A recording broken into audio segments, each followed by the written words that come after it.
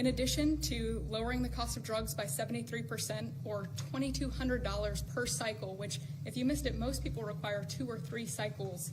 So that's significant savings for families. I'm also going to briefly outline the new solution for coverage. This is a new fertility benefit option that employers can immediately offer to their employees starting today.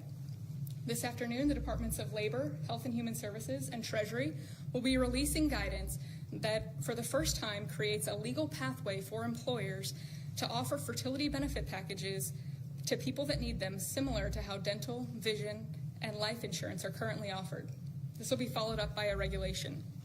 These benefits can address the continuum of fertility needs, from the root causes of IVF, which Secretary Kennedy is working on very hard at HHS, to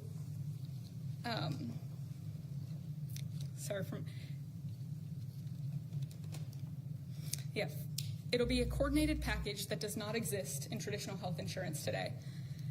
It'll make it easier for employers, including small and mid-sized employers, to compete for talented employees. Currently, many small businesses cannot afford to offer fertility benefits at all. This is making it possible for them to offer benefits the same way that large companies like Amazon and others offer benefits. This is a pro-family benefit expansion that will transform clinical outcomes by addressing fragmented coverage and care. I'm a physician by training, and it's very important that we have high-quality care. Fertility benefit companies are poised to offer packages that have reported so far roughly 25% higher live birth rates for those that seek care compared to those that don't have such benefits. They also report fewer cycles to achieve pregnancy, improved natural pregnancy rates through better care before you need IVF, and reduced chance of miscarriages, a 21% reduction in miscarriage rate. Leading physicians in the field have also relayed that these types of benefits significantly improve the patient and doctor experience, allowing both to focus on care rather than navigating the bureaucracy. These impacts are very personal. Here with us today are my good friends, Congressman Richard Hudson of North Carolina and his wife, Renee Hudson. Both have worked in public service for years, including Renee for all 4 years of your past administration, Mr. President, and they struggled with infertility. Today they have a beautiful son who's their pride and joy. He's an amazing boy, but they also suffered multiple losses throughout their fertility journey, something that is very common. Unfortunately, too many people go through the hard, arduous process of IVF and still result in a miscarriage. So today, your option is not only saving money, it's going to improve the quality of care significantly. This new benefit option simultaneously represents the greatest opportunity to expand coverage of IVF that the federal government has ever taken, while also improving the care delivered. Additionally, and very importantly, it gives employers maximum flexibility to design benefits that are consistent with their values. Put simply, this new fertility benefit option means lower costs and more healthy babies.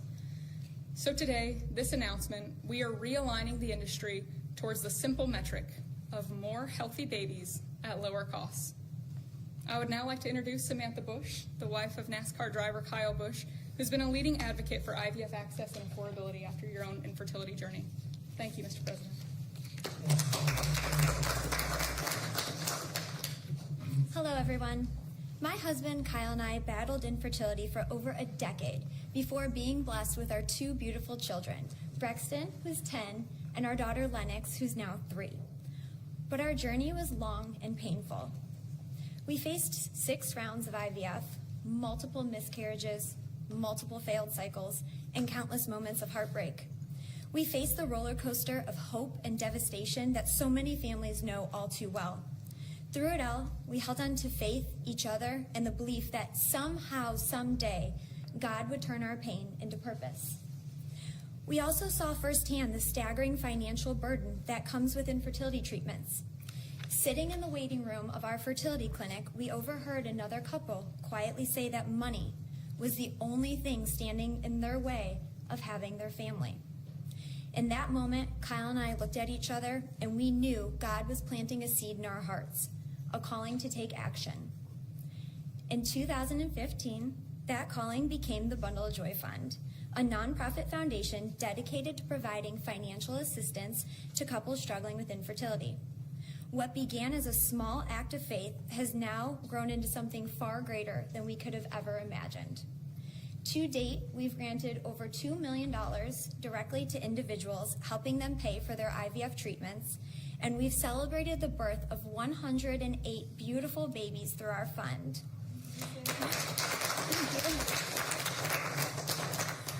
Each baby is a living, breathing testament to hope, community, and God's grace. For every tear we cried, for every shot we gave, every doctor's appointment that ended in disappointment, Kyle and I knew there had to be a greater reason. This was God's plan for us, to use our journey to advocate, empower, and be the voice to those battling in silence. Over the past 12 years, we've worked hard to raise awareness, erase stigma, and bring hope to the 1 in 6 couples that will face infertility. Infertility can be incredibly isolating. It can leave you questioning your faith, your body, and your future. But it can also reveal a strength that you never knew you had inside of you. It can deepen love, it can bring couples closer together, and it unites people through a shared struggle.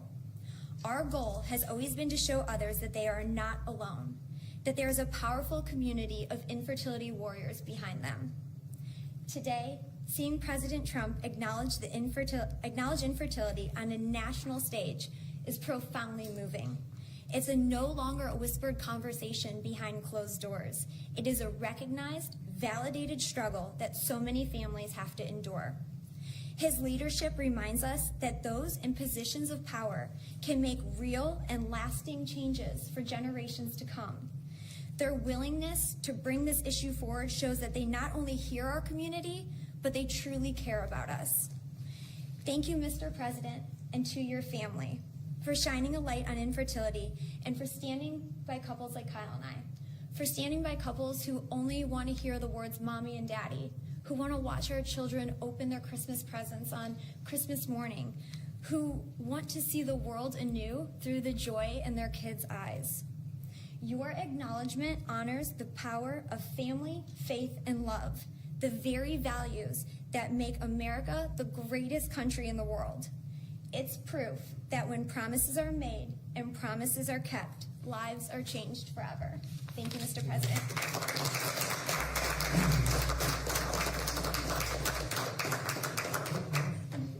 Anybody else? Howard, would you like to say a couple? No.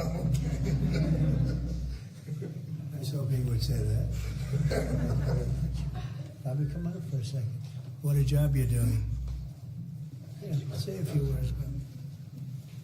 Thank you, Mr. President. Thank you for your vision, your commitment to our country. When my uncle was president, the fertility rate in this country was 3.5%. Today, it is 1.6%.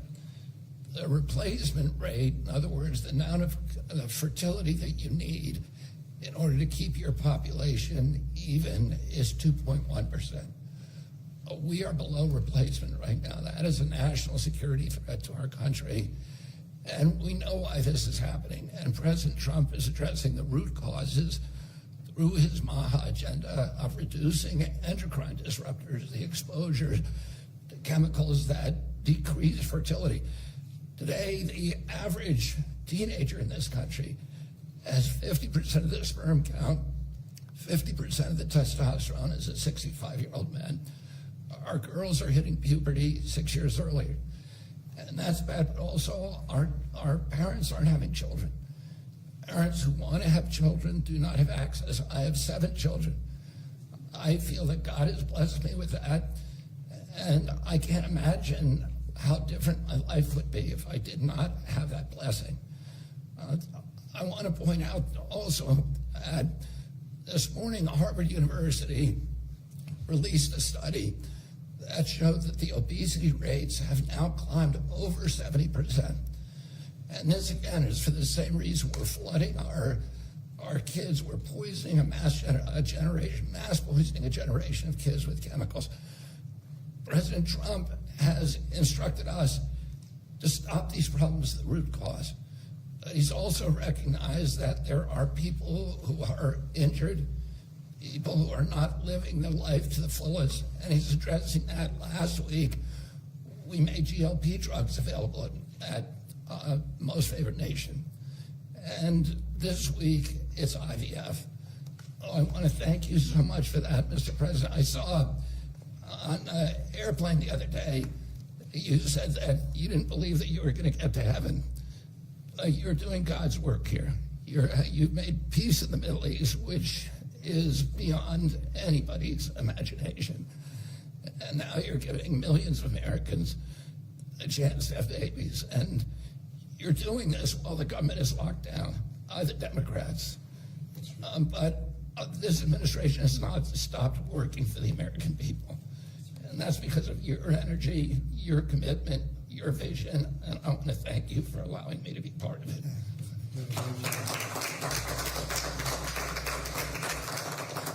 And he's doing a great job. And by the way, Kyle is fantastic. So excited. He's got a lot of courage. I wouldn't do that. I wouldn't care. Howard, you and I would not be good at that. We'd go about 30 miles an hour, but we'd be safe. Anyway, so thank you very much. Any questions, please? Mr. President. You posted earlier today. Yeah, please. Mr. President, this is a major campaign promise that you made. It was a big hot topic towards the end of the election. You're delivering on that again. I actually had a question for Secretary Kennedy or Dr. Heidi. Dr. Heidi, you said something that I thought was really important. You talked about how this coverage option, this benefit option, gives the companies the maximum flexibility to design benefits consistent to their values. I was wondering if either you or the President could expand on that and talk about why that's an important thing to understand about this program. Thank you. It's a great question. We think that employers are best situated to know what them and their employees want to contribute to in relation to their benefits. So employers are going to be able to decide how to cover the root causes of infertility, things like obesity, metabolic health, and other things that are impacting infertility. And also, if they want to encourage their employees to see certain types of doctors, and they can work with providers that are identifying the highest quality fertility providers. And so it puts them in the driver's seat. And our view is that we want employers to be the ones that can make those decisions, not the government. Thank you. All right. That's a good answer. That's a very good answer. Yeah, please, go ahead. Mr. President, previously you did not seem to be bothered regarding Hamas cracking down on what you called gangs, actually, What? couple of gangs. And today you issued a threat against Hamas on True Social. What has changed? And what was since then? said?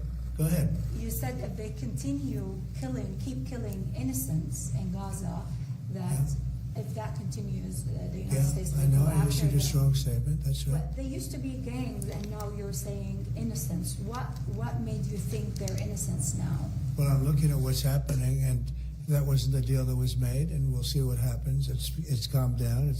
It's a tough neighborhood. We know that. We have a commitment from them, and I assume they're going to honor that commitment. I hope they do. And I understand they brought back some additional bodies today. It's a rough deal when you think of it, right? Very rough. And we have our hostages back completely. We were very lucky with that. But it's a tough situation. They brought back bodies today, as you probably know. But they also said they're going to behave. We're going to find out if they behave. If they behave good, if they don't behave, we'll take care of it. Yeah, please. Following up on that, When you I didn't say you. Mr. President, You CNN fake news. Go you ahead. said in your post that if they kept killing people in Gaza, we would have no choice but to go in and kill them. So do you mean U.S. forces would go in and take out No, I Hamas? didn't say who would go in, but somebody will go in. It's not going to be us. We won't have to. There are people very close, very nearby that will go in. They'll do the trick very easily, but under our auspices. Could I follow up? You also posted about your call with President Putin today, and you spoke about a meeting in Hungary with him. Do you have a timeline or a date set for when? I would say within 2 weeks or so, pretty quick. Marco Rubio is going to be meeting with his counterpart, as you know, Lavrov, and they'll be meeting pretty soon. They're going to set up a time and a place very shortly. Maybe it's already set up. They've already spoken. And I thought it was a very good phone call. I thought very productive. But I'll be meeting with President Putin, and we'll make a determination. Tomorrow I'm meeting with President Zelensky and I'll be telling them about the call. I mean, we have a problem. They don't get along too well, those two, and it's sometimes tough to have meetings, so we may do something where we're separate but equal. We'll meet and talk parties, but this is a terrible relationship the two of them have, and it's one of those things. I've seen things that nobody would believe, but this is one of them. So we're going to be meeting in Hungary. Viktor Orban is going to be hosting, and it's really something that's time. Last week, over 7,000 people were killed. That's ridiculous. And you know, it doesn't affect our country. We're not losing people. We're not losing Bobby. We're not losing Americans. But they're losing Russians, Ukrainians, mostly soldiers, for the most part soldiers. And we think we're going to get it. We hope we're going to get it stopped. I thought this would be, because of my relationship with President Putin, I thought this would be very quick. And it's turned out to be, who would think I did Middle East before I did this? We did a total of 8 now, 7 and now 8. And we're going to make this number 9. Why do you think a second Yeah, meeting? please. So you said you posted that there was great progress. Can you tell us a little bit about that? Was it a shift in Putin's tone? Was it something new he told you? Did he give you any message to give You're talking about the whole... President Zelensky tomorrow? It just seems to me that, look, it's only a field. That's all I've done in my whole life. I've made deals. I know about deals. I do it well. I don't think any president's ever ended a war, frankly. One war, I did 8 of them, Maria, right? And but I don't know, did Bush ever end? Do you think Biden ended a war? Biden started wars because he was stupid. But do you think Biden ended any wars? No. I don't know of anybody that ended wars. I ended 8 of them. It's going to be 9. I think we're going to have this one done hopefully soon. But I'll be meeting him probably over the next 2 weeks. First, Marco is going to be meeting. And the vice president, as you know, is very much involved. The whole team is involved. Steve Witkoff will be involved.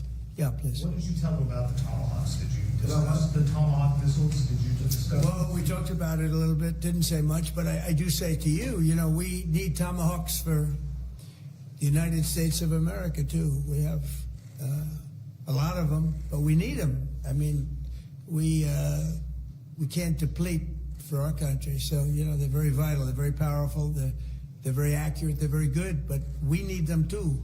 So I don't know what we can do about that. Why do you think a second meeting with Putin now will yield different results? Well, I think Alaska actually set a stage, and that wasn't very long ago, but it set a stage. You have to understand, I came into this situation. I didn't start this war. This is a Biden deal, and I came into it, and it was a mess. It could have led to World War III. In my opinion, this could have led to World War III. That won't happen, but it could have. So I came in, this war was raging. When I left, this wasn't even a thought.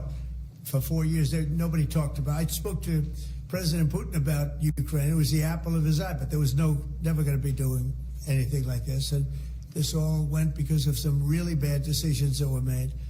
And look what you have. You have millions of people dead. You have just a horrible, horrible situation. I'm doing it to save souls. That's all I'm doing it for. I'm not doing it for us. We have an ocean between us. I'm doing it also to help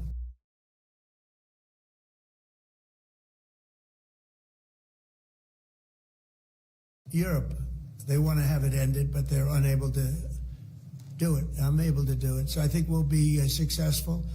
We'll save a lot of lives. It should have been done. Should have never started. This would have never happened if the election weren't rigged.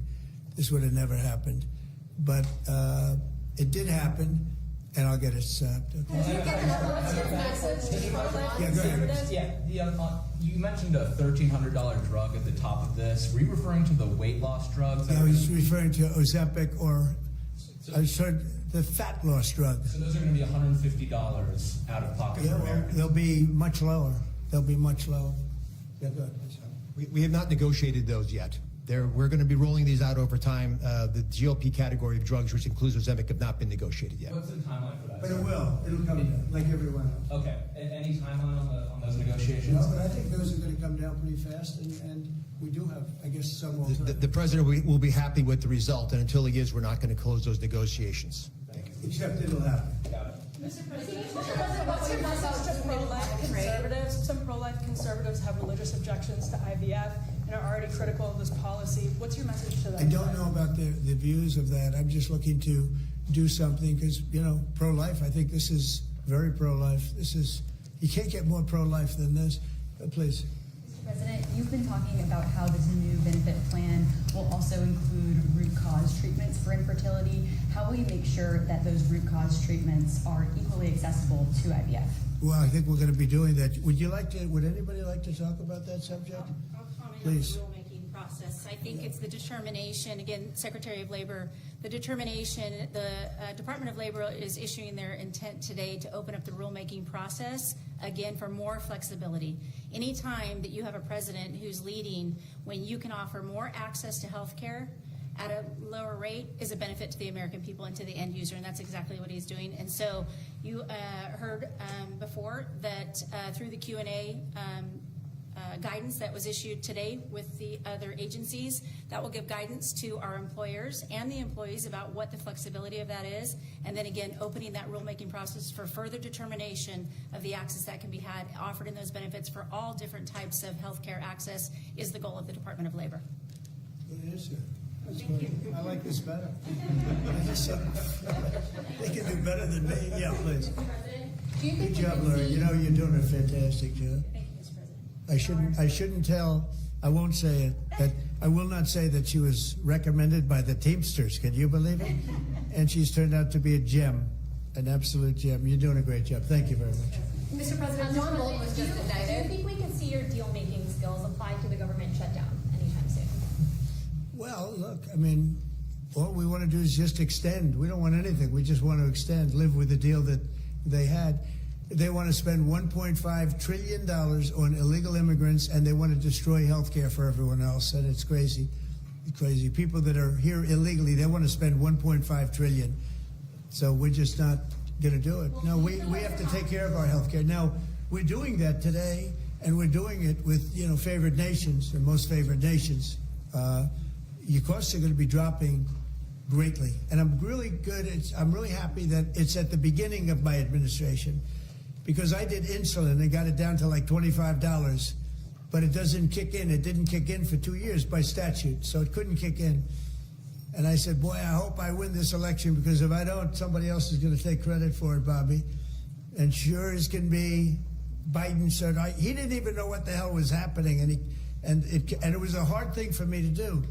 I got insulin way down. What was it before that? It was just massive. It was impossible to afford. And sure as can be, because it was statute, it couldn't have been earlier. I said, boy, this falls into the next administration. I better win. And all of a sudden, I watch this Biden taking credit for something that I did, and on other things too. We had a lot of things kick in. So the nice part about this is at the beginning of our administration, so I think we're going to see the fruits of our labor. And I hope on our other situation that we've talked so much about, autism, I hope we're going to see some very good results based on the recommendations that we made. And, we have time to watch those results. Mr. President, John Bolton was just indicted by a grand jury in Maryland. Do you have a reaction to that? I didn't know that. You told me for the first time, but I think he's, a bad person. I think he's a bad guy. Yeah, he's a bad guy. It's too bad, but that's the way it goes. Case against him? That's the way it goes, right? That's the way it goes. Will I what? Have you reviewed the case against him? No, I haven't. But I just think he's a bad person. Okay, anybody else? What's the timeline for the IBF drug through the National Commissioner Priority Review Voucher, Dr. McCary? What do you think, Doctor? Yeah. So, first of all, the National Priority Voucher Program says we're going to proactively at the FDA look for amazing treatments like this IVF treatment. We're going to reach out to the companies, and if it's in line with the president's national priorities, we're going to put those drugs at the front of the line and get a decision out in weeks instead of a year. And so today we announced 9 drugs that are going to be recipients. These are products where the manufacturing is going to be in the United States, or it's meeting a large unmet public health need, like a diabetes drug we announced today, or it is a product where you're going to see an affordability phenomena because the prices are getting equalized in line with the president's most favored nation status goal. Wow, that's great. Why didn't I have him speaking? So could have saved a lot of time. Thanks, man. I'm not surprised. Yeah, please. Yes, thank you, Chris. So Senate Majority Leader John Thune today said he'd like to proceed with the bill which would put sanctions on Russia. What's your thought on that? Well, we're going to see. He doesn't know about the call yet. I'm going to speak to him later. And it was subject to what I wanted to do. And so we'll see what happens. This may be such a productive call that we're going to end up, we want to get peace. We want to stop the killing. 7,000 people a week. Can you believe it? We want to stop the killing. So I'm going to speak to him and the speaker, Mike Johnson. I'll speak to them a little bit later and I'll tell them about this. And we'll make the right determination. I'm not against anything. I'm just saying it may not be perfect timing. It could happen in a week or two, but it's at my option, as you know. Right, but did President Putin try to dissuade you from selling Tomahawk missiles? Well, of course, what do you think he's going to say? Please sell Tomahawks? But Is he going to say, please sell those Tomahawks? I really appreciate it. I did actually say, would you mind if I gave a couple of thousand Tomahawks to your opposition? I did say that to him. I said it just that way. He didn't like the idea. He really didn't like the idea. No, I said it that way. You have to be a little bit lighthearted sometimes, but no, he doesn't want Tomahawk is a vicious weapon.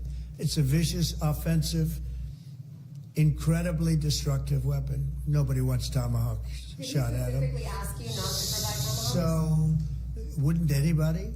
I mean, it's been in the news. Who wouldn't do that? CNN. Who wouldn't do that? You know? Do you think he's going to say, I'd love to have Tomahawk sent my way? I don't think so. Maria, we have one of the great stars of television here, and she's an incredible person, and she's just an amazing woman who, she got it all right. She got the Russia hoax right. She got everything.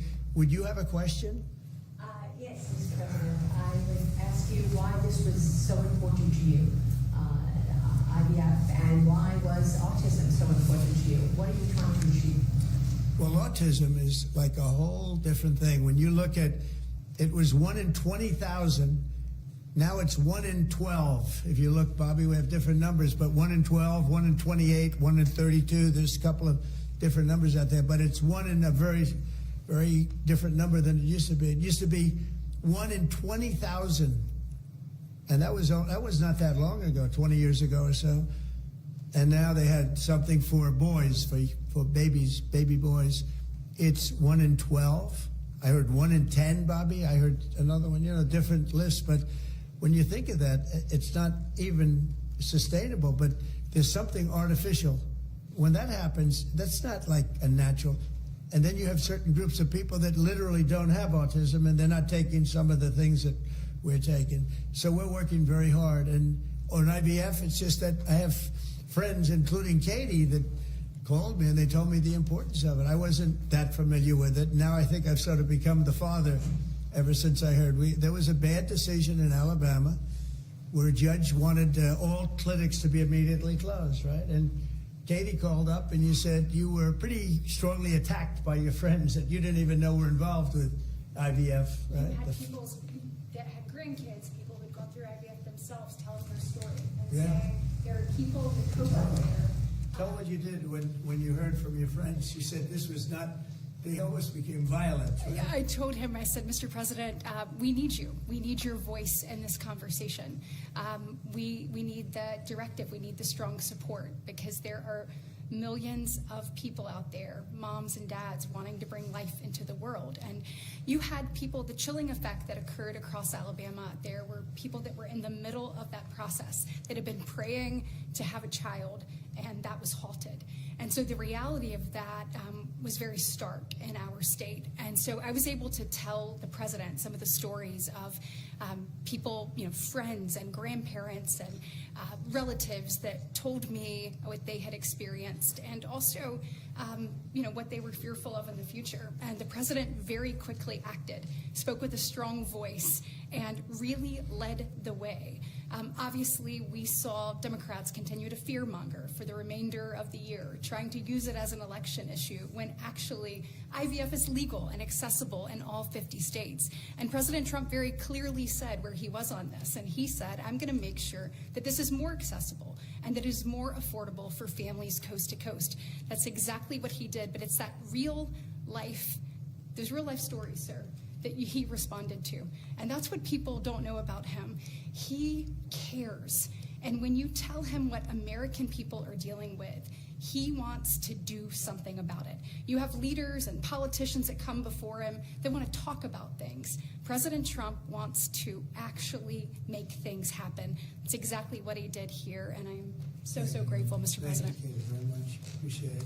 So we will go back to what we're doing. Working again with Marco and with JD and a few of the people on the war, and we're doing a lot of other things also. The economy is unbelievable.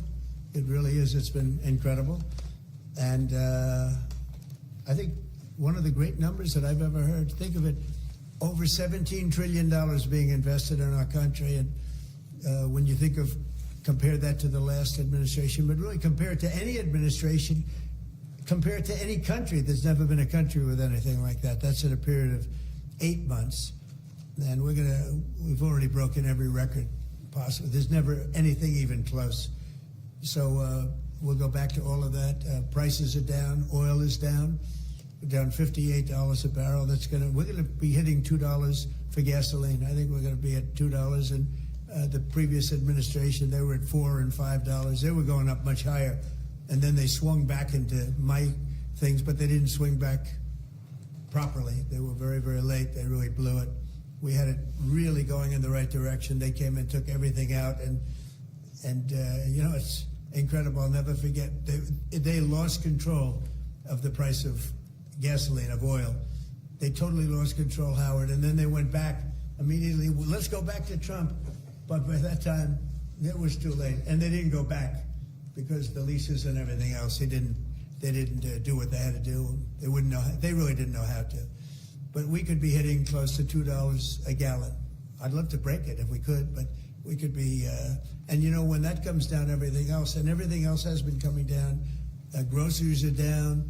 The price of things are down. And honestly, the simplicity is if you can get oil down, it's such a big category. Everything follows.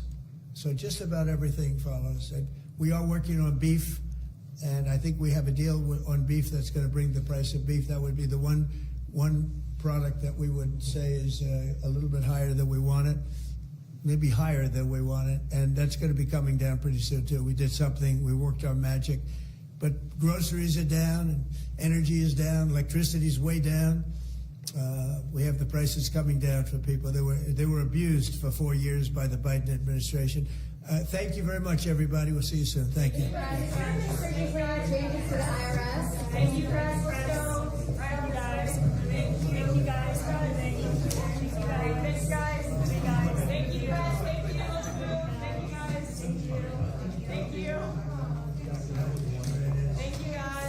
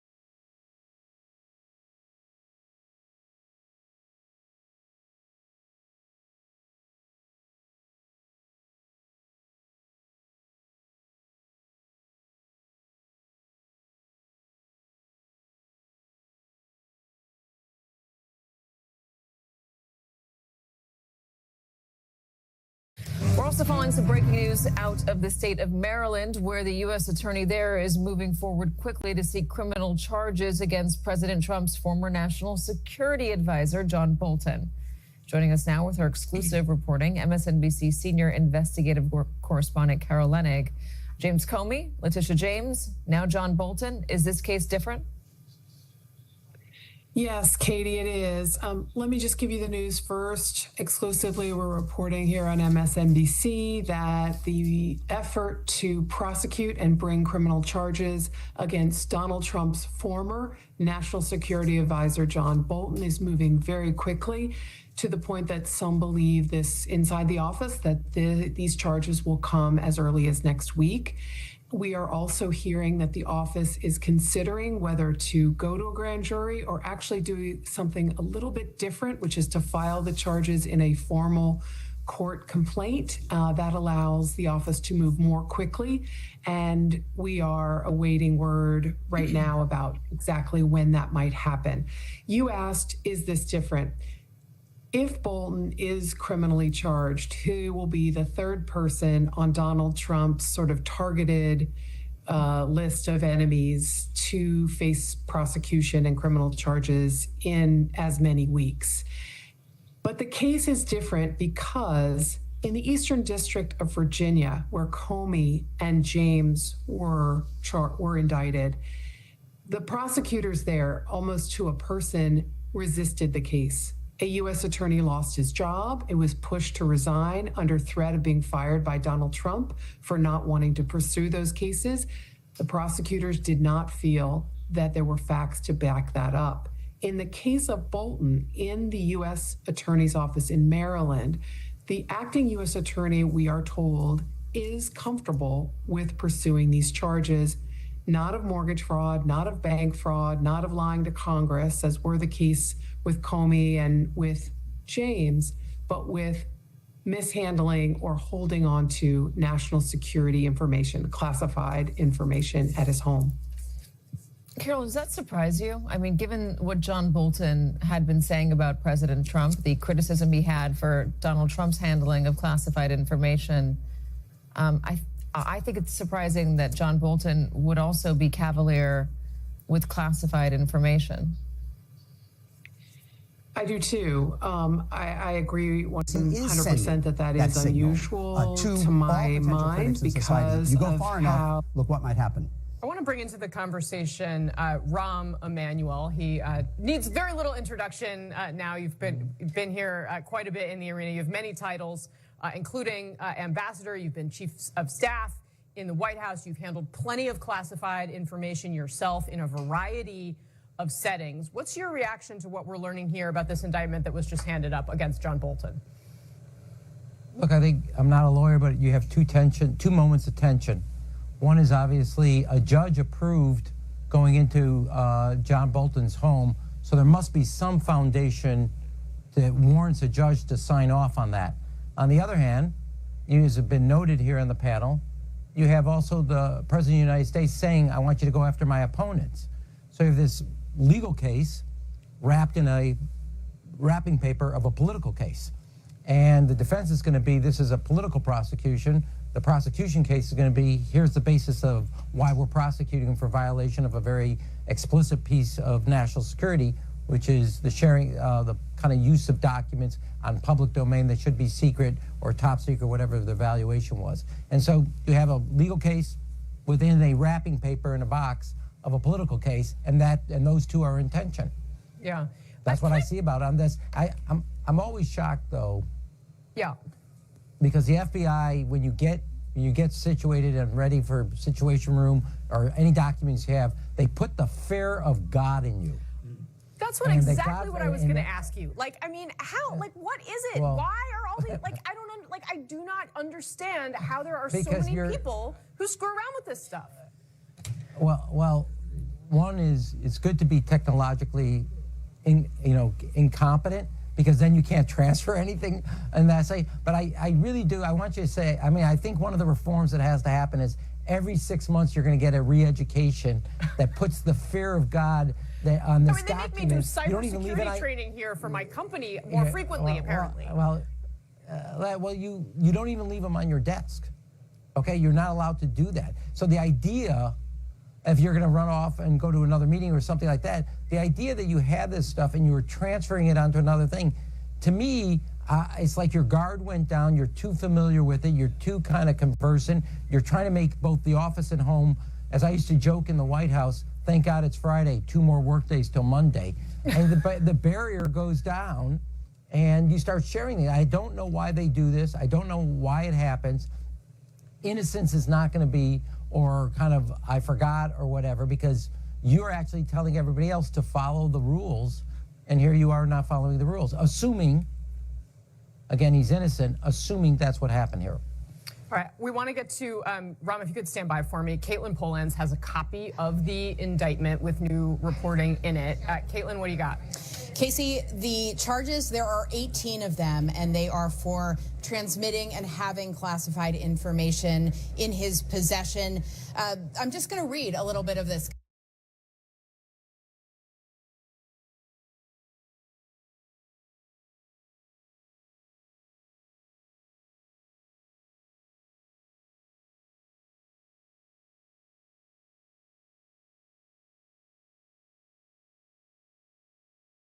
It lays it out pretty cleanly in the indictment on or about April 9th, 2018 through on or about September 15th, 2019. So that's the time that John Bolton was National Security Advisor in the Trump administration.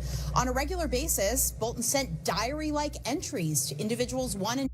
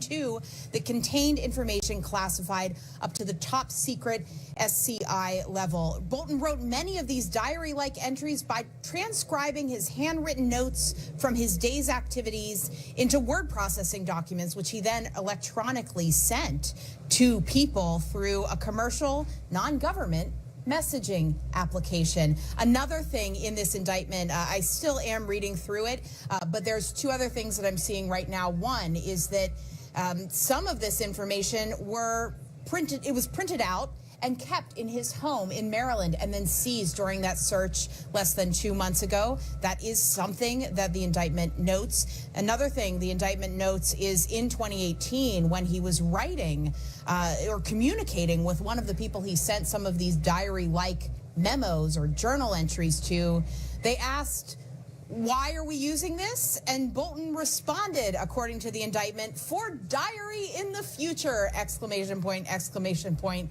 exclamation point. Casey? For diary in the future. All right, Caitlin, you keep reading through that. And we will come back if you find anything that you think we should share immediately with the viewers. Elliot Williams, can I just get you to react to what we just learned from Caitlin? Yeah. So a couple things. I can't remind the public enough, an indictment is written by prosecutors, a grand jury only has prosecutors in it, and it's a one-sided document. But he's got a right to a defense. Really bad. What is really bad, what is described there. And it's the kind of thing that every person who's been on this panel thus far who's had classified information is warned about. They warn you when you come in, they warn you when you leave, and you get periodic trainings and reminders about how to handle the document. So the idea about transcribing things and putting them down and so on is just foolish. You know, Casey, one thing to respond to your own question about these things in people's homes, I will note that at a certain level of government, at the National Security Advisor level or the secretaries or so on, they'll often have a secure facility in their house, and will have it, you know, I remember the attorneys general that I worked with often did, and they'll trick out a room in their house where they can view and regard classified information. That might be a way some of these folks end up with these things in their homes. Now, again, there's still a process and a procedure for handling it, and they're warned as aggressively as anybody else about how to do it. But just, it's not outside the realm of possibility that someone at that level of government might have access to such materials in their house. But again, what we're reading here is really, really bad. Yeah, I mean, typically we would refer to that as a SCIF, right, where you can handle a secure compartmentalized information. Elliot, can I just ask you, considering you clearly have some knowledge of this, if you leave government, do you have to give up your SCIF and send the documents back? I would assume that's part of what is expected. Yeah. Yeah, and actually you certify, certainly I did, again, I've never been a cabinet secretary, you certify, to the best of my knowledge, I have handed over everything in my possession.